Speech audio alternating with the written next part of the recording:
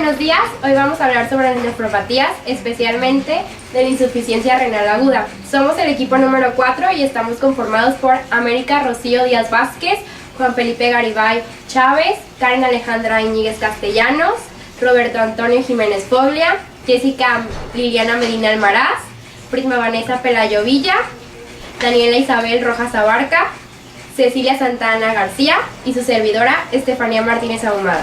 Vamos a comenzar hablando de las nefropatías. Las nefropatías son las causas más importantes de muerte e incapacidad en muchos países del mundo. Las nefropatías más graves e importantes son la insuficiencia renal aguda y la insuficiencia renal crónica. La insuficiencia renal aguda, o también llamada lesión renal aguda, es aquí cuando los riñones dejan de funcionar por completo o bruscamente, pero pueden después recuperarse totalmente. La insuficiencia renal crónica, aquí hay una pérdida progresiva de la función de más y más nefronas, lo que ocasiona que la función del global del riñón reduzca gradualmente. Ahora vamos a hablar de nuestro tema, que es insuficiencia renal aguda, o mejor conocida como lesión renal aguda. Lesión renal aguda, aquí, acute kidney injury, mejor conocida anteriormente como insuficiencia renal aguda.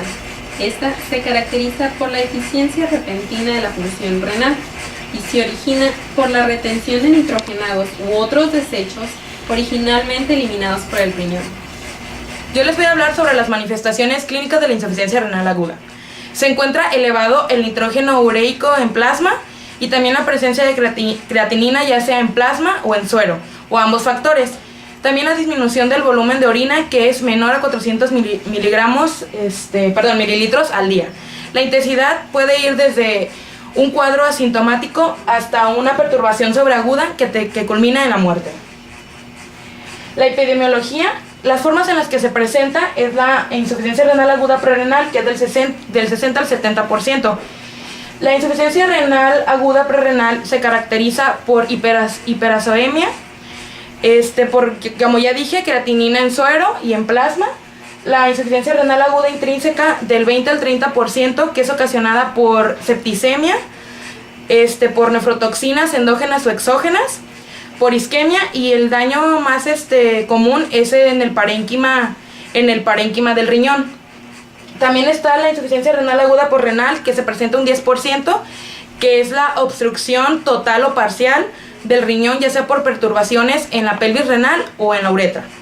La incidencia se le conoce más en países desarrollados. Se presentan 200 casos por millón en adulto.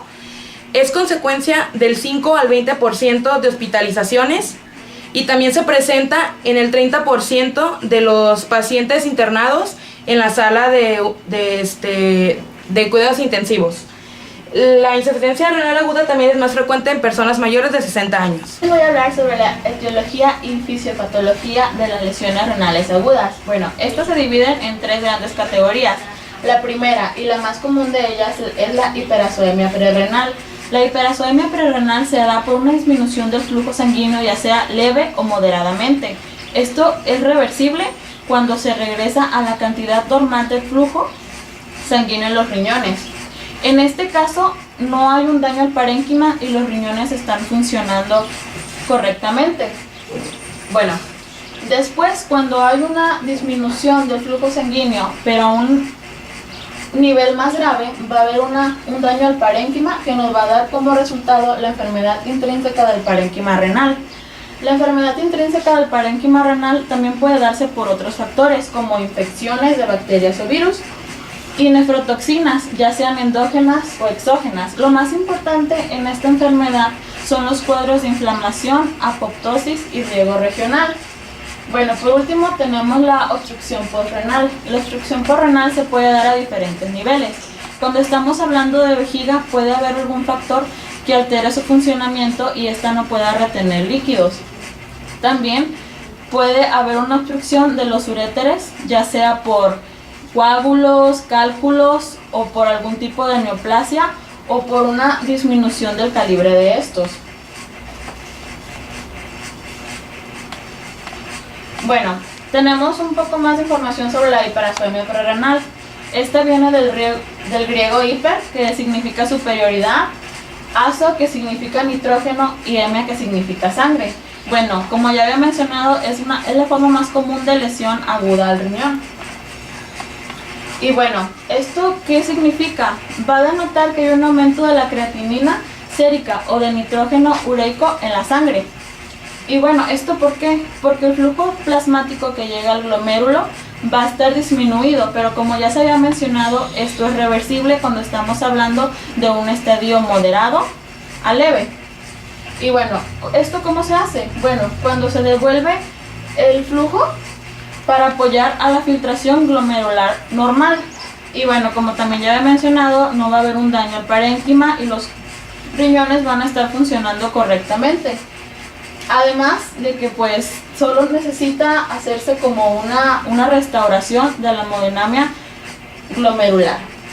El cuadro clínico más frecuente de la hiperacemia prerrenal puede ser una hipovolemia, una disminución del gasto cardíaco, y también puede ser por fármacos como los AINES y los inhibidores de la angiotensina 2. Cuando la hiperacemia es persistente, se puede causar una necrosis tubular aguda, que sería abreviada como ATN por sus siglas en inglés. La angiotensina va a ser la encargada de conservar también la presión hidrostática capilar glomerular lo más normal que se pueda, para así no afectar el filtrado glomerular. Las sustancias como la prostaglandina, que sería la prostaciclina y la prostaglandina E, también la calicreína, las cininas y el óxido nítrico van a intensificar la respuesta a la presión baja de riesgo renal. La aterosclerosis, la hipertensión de vieja fecha y la senectud pueden causar una hialinosis y una hiperplasia de la mioíntima, que estos van a causar una constricción de las arterias de los riñones y una menor capacidad de dilatación de los vasos aferentes del riñón. Los AINES van a inhibir la liberación de prostaglandinas, que esto va a limitar la dilatación de los vasos aferentes del riñón. Los inhibidores de la ACE y antagonistas de receptor de angiotensina, que están abreviados como ARB, van a limitar la constricción de los vasos eferentes del riñón, Y la lesión renal aguda también puede ser causada por un agotamiento del volumen y también por una peritonitis bacteriana. Bueno, mientras el flujo sanguíneo renal no sea inferior al 20 o 25% de lo normal, la insuficiencia renal aguda puede revertirse. Habitualmente, si la causa de la isquemia se corrige antes de que se hayan dañado las células renales, si no, evolucionará a una insuficiencia renal aguda intrarrenal. Bueno, algunas de las causas tenemos la hemorragia, diarrea o vómitos, quemaduras, infarto de miocardio, lesión vascular, shock anafiláctico, anestesia, septicemia, infecciones graves, estenosis de arteria renal, embolia o trombosis de arteria o vena renal. Bueno, pasamos a insuficiencia renal aguda intrínseca. Una de las causas más frecuentes tenemos la septicemia. Aquí la disminución o la baja filtración glomerular surge a veces sin que exista hipotensión franca, aunque muchos de los casos de insuficiencia renal aguda intensa aparecen típicamente en el entorno hipodinámico que exige apoyo vasopresor. También puede ocasionar inflamación y edema intersticial. Puede ocasionar un daño en el endotelio, ya sea por trombosis microvascular, activación de especies reactivas de oxígeno y también por adherencia y migración leucocítica. Otra de las causas de lesión renal aguda intrínseca es la isquemia. La porción vulnerable a esto es la externa de la médula renal. A nivel clínico, la lesión renal aguda intrínseca es dada por la lesión renal aguda postoperatoria. Esto es cuando hay una pérdida excesiva de sangre o hipotensión postoperatoria. Otra es quemaduras y pancreatitis aguda, que origina la inflamación irregulada y el aumento de septicemia y lesión pulmonar aguda. Estos cuadros facilitan a la aparición y la evolución de la lesión renal aguda intrínseca. La presión intraabdominal a más de 20 milímetros de mercurio sobre la vena renal disminuye el filtrado glomerular. Los factores de riesgo que contribuyen a la isquemia es la nefropatía crónica de fondo, la senectud, la diabetes mellitus, la insuficiencia congestiva cardíaca y los métodos de suma urgencia. Otro de los causantes de la lesión renal aguda intrínseca son las nefrotoxinas endógenas y exógenas. Incluyen los medios radiográficos de contraste como medios yodados radiográficos, los antibióticos como algunos microbianos, aminoglucósidos y la anfotericina B causan necrosis tubular. Los antineoplásicos como el cisplatino y el carboplatino se acumulan en la zona proximal de los túbulos y causan necrosis y apoptosis. Otro es la ingestión de productos tóxicos como el etilenglicol y el dietilenglicol que pueden causar lesión renal aguda en cuanto a la lesión tubular directa. Las toxinas endógenas es otro de los causantes como la mioglobina, la hemoglobina, el ácido úrico y la cadena ligera de mieloma. Otros de los causantes de la lesión renal aguda son las infecciones, las enfermedades infiltrantes graves, la glomerulonefritis y la vasculitis. La lesión renal aguda de tipo postrenal es un bloqueo agudo, parcial o total de la corriente de orina. La presión hidrostática retrograda aumenta. Surge interferencia del flujo glomerular. La obstrucción de corriente de orina depende de perturbaciones en cualquier punto situado entre la pelvis renal y el orificio de la uretra. Para que aparezca la lesión renal aguda en personas sanas, es necesario que obstruya o afecte ambos riñones, salvo que uno solo sea funcional. Las causas de la obstrucción pueden ser muchas. Algunas de ellas son cálculos renales, coágulos sanguíneos, cáncer, compresión externa, fibrosis retroperitoneal, hipertrofia prostática, estenosis y la obstrucción de sonda de Foley. Las causas de una lesión renal aguda pueden ser tres: la prerrenal, la intrínseca y la postrenal. La prerrenal, ahí vamos a encontrar a una hipovolemia, una también disminución del gasto cardíaco, disminución del volumen circulante eficaz y entre ellos la insuficiencia congestiva cardíaca e insuficiencia hepática. También va a haber una deficiencia de la autorregulación renal. Otro tipo de causa de lesión renal es la intrínseca, la cual puede ser glomerular, causando una glomerulonefritis aguda. A pesar de ello, puede ser también intrínseca en túbulos e intersticio, provocando una isquemia, una septicemia y la presencia de nefrotoxinas, ya sean exógenas o endógenas. También esta causa intrínseca se puede dar vascularmente, causando una vasculitis, hipertensión maligna o un TTP-HUS. Continuando con las causas de lesión renal aguda, por último está la postrenal. En esta vamos a encontrar una obstrucción del cuello vesical y una obstrucción pélvico-ureteral bilateral. Y así, estas son las causas de lesión renal aguda. Bueno, ahora vamos a hablar de la valoración diagnóstica. Se puede deducir que va a existir una Acquired Kidney Injury si hay un aumento de 0.3 miligramos por 100 mililitros de creatinina sérica o un 50% mayor de la cifra basal. Esto va a ser cuando menos en un lapso de 24 a 48 horas o una disminución también en la orina de 0.5 mililitros por kilogramo cada hora por lapsos mayores de 6 horas. Bueno, tenemos también la amnesis y la exploración física. Aquí vamos a tener que va a haber una sospecha de hiperosmia prerrenal si vamos a presentar o vamos a ver en nuestro paciente que se va a presentar diarrea, vómitos, y el consumo de medicamentos que van a incluir diuréticos, AINES, también antagonistas de la angiotensina 2 o también signos físicos de hipotensión como la taquicardia, la disminución de la tensión venosa yugular y de la turgencia cutánea, así como la sequedad de las mucosas. El antecedente de enfermedad de próstata, también la nefrolitiasis, un cáncer pélvico o paraórtico, van a sugerir la posibilidad de una Acquired Kidney Injury postrenal. En la valoración de una persona con este problema va a ser indispensable la revisión cuidadosa para nosotros poder recetar los fármacos que va a recibir. Ahora voy a hablar de los biomarcadores. Tenemos el nivel de nitrógeno ureico en sangre y creatinina, que estos van a ser biomarcadores funcionales de la filtración glomerular y no de daño ístico, o sea, no van a tener ningún problema de daño ístico. Tenemos también la molécula 1 de lesión renal, que va a ser una proteína transmembranaria de tipo 1, que va a ser mayormente expresada en células que se van a encontrar dentro de la porción terminal del túbulo proximal, y esta además va a ser provocada por lesiones en isquemia o por nefrotoxinas.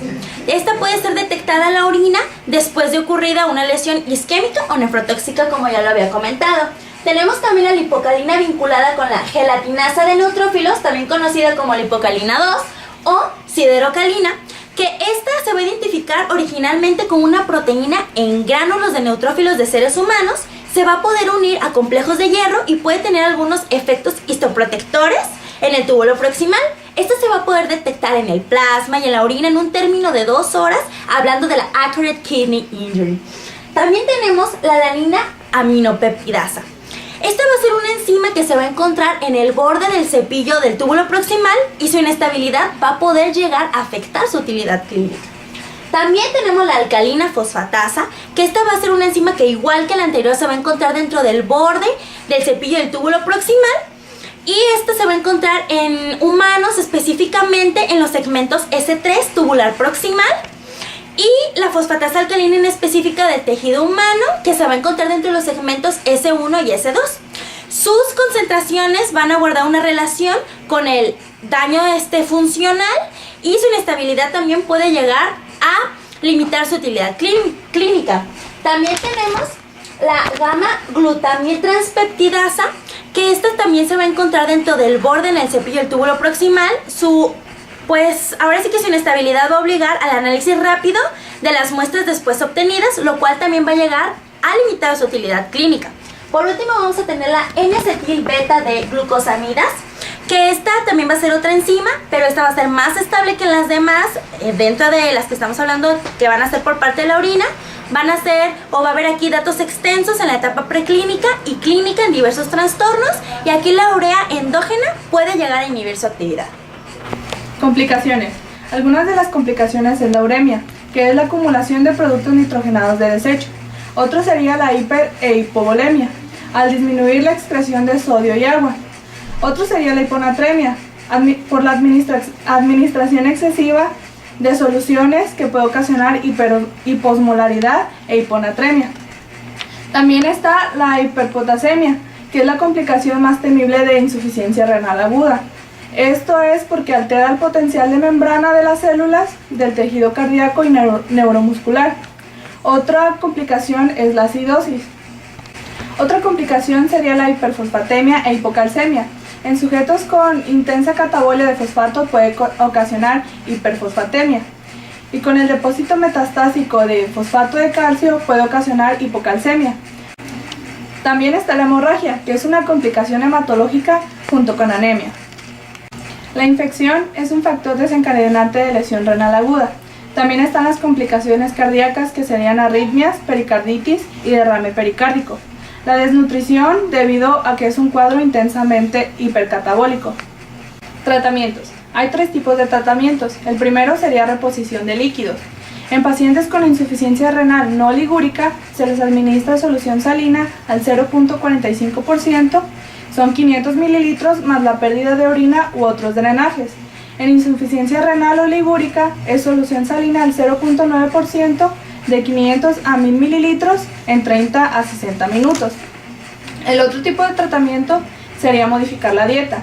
Sería una ingesta calórica total de 35 a 50 kilocalorías por kilogramo por día, ingesta de sodio de 2 a 4 gramos por día, ingesta de fósforo se reduce a 800 miligramos por día, la ingesta de potasio se restringe a 40 miliequivalentes por día, y el último tratamiento sería diálisis.